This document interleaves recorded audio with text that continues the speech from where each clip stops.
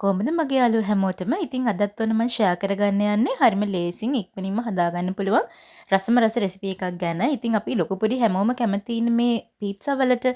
ඉතින් පිටියානාන කරදර වෙන්න ඕනේ නැහැ. ඔන්න ඉක්මනින්ම ලේසියෙන්ම හදාගන්න පුළුවන් ඉතුරු බත් චුට්ටක් තියෙනවා නම්. ඉතින් බලමු කලබල වෙලාවට ලොකු පොඩ්ඩන්ට පොඩි පොඩ්ඩන්ට හැමෝටම කන්න එක විදිහට රසට හදාගන්න පුළුවන්. ගෙදරදී හරිම ලේසි මේක හදන්න.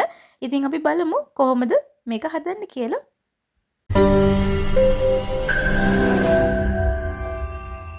මේකේ ප්‍රධාන මුද්‍රාව්‍ය තමයි බත්. උයාගත්ත බත්. ඉතින් මං ගාව තියෙනවා කලින් දවසේ ඉතුරු වෙච්ච බත් කෝප්පයක් සහ බිත්තර දෙකක්. මුලින්ම අපි මේ බත් කෝප්පයයි බිත්තර දෙකයි හොඳට කඩලා දාලා මේ ටික හොඳට බ්ලෙන්ඩ් කරගෙන ඉමු ලුණු චුට්ටක් දාගෙන. ඔන්න අපි බත් කෝප්පයයි බිත්තර දෙකයි මේ විදිහට හොඳට බ්ලෙන්ඩ් කරගත්තාම මෙන්න මේ වගේ තමයි තියෙන්නේ. ගොඩක් දියාරු නැහැ. මෙන්න මේ ප්‍රමාණයට තියෙනවා. ටොපින් එක කොහොමද කරගන්නේ බලමු. මම මෙතන සරල ටොපින් එකක් තමයි පාවිච්චි කරන්නේ. ලූණු, අමු මිරිස්, තක්කලි, සොසේජස්. කුඩා කොටු හැඩයට කපාගෙන තියෙනවා. බිත්තරයක් පාවිච්චි කරනවා. ඒ වගේම චීස් පාවිච්චි කරනවා. හරි ඊට පස්සේ පෑන් එකක් රත් වෙන්න තියලා මේ විදිහට තෙල් ටිකක් පෑන් එකේ හොඳින් ගාගමු. අපිට පුළුවන් අපි අර බත් සහ බිත්තර බ්ලෙන්ඩ් කරලා හදාගත්ත පේස්ට් එක ඔන්න ඔය විදිහට පෑන් එකට දාලා හොඳට තුනී කරගන්න රවුම් හැඩයට.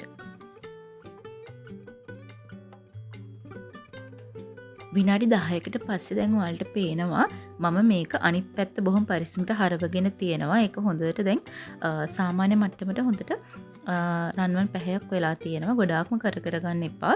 සාමාන්‍ය මට්ටමට එනකොට මේක හොඳට අනිත් පැත්ත හරව ගන්න.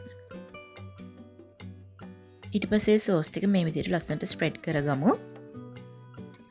සෝස් ටික ස්ප්‍රෙඩ් කරගත්තට පස්සේ ඊට උඩින් ලූණු ටික මේ විදිහට දාගන්නවා. ඊට පස්සේ අමු මිරිස් ටික, තක්කාලි ටික, සොසේජස් ටික දාගන්නවා. ඒ වගේම මම මෙතන ඊට පස්සේ උඩින් බිත්තරයකුත් දාගන්නවා. එතකොට ටිකක් තව රස වැඩි. ඒත් එක්කම මම චීස් කෑලි ටිකකුත් දාගෙන තියෙනවා. මේ දේවල් ටික දාගත්තට පස්සේ මම කෑලි මිරිස් චුට්ටක් උඩින් හිය ගන්නවා. ඊට පස්සේ ඔරිගානෝ චුට්ටකුත් දාගන්නවා. මේක අවශ්‍යම නැහැ. හැබැයි දැන් මම රසයි. විනාඩි 10කට විතර පස්සේ මෝඩියකින් වහලා හොඳ ටොපින් එක බේක් වුණාට පස්සේ ඔන්න ඔය විදිහට තියෙන්නේ. ඉතින් ඔයාලත් try කරලා බලන්න. මේක හරිම soft එකට තියෙනවා.